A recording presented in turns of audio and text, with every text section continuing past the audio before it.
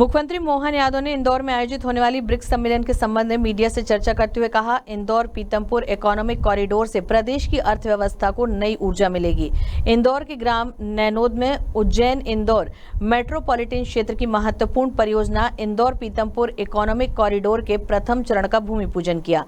इस अवसर पर भूमि देने वाले किसानों से सहमति पत्र भी सौंपे गए।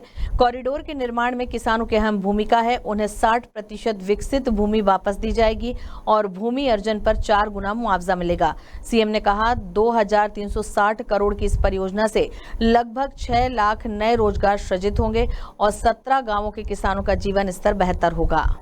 एक तरह से आज के इस पूरी विस्तार से माननीय मंत्री जी श्रीमान शिवराज सिंह जी भाई साहब ने बात रखी है और ये हमारे लिए और सौभाग्य की बात है कि वो हमारे राज्य के साथ लंबे समय तक इस राज्य के अंदर किसान कल्याण के काम के कारण सिंचाई का रकबा, फसल का उत्पादन और खास करके कृषि, एक तरह से हरित क्रांति हमारे प्रांत में 2004-05 के बाद में जो हुई है वो सबसे छिपा हुआ नहीं है।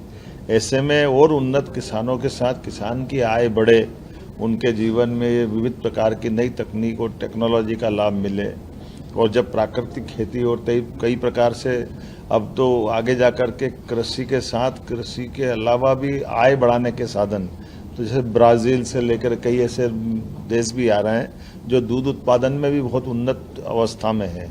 तो ऐसे कई कारणों से ये बैठक बहुत अद्भुत होने वाली है। अपने राज्य को भी लाभ मिलेगा, देश का मान सम्मान भी बढ़ेगा, हमारे लिए गौरव की बात।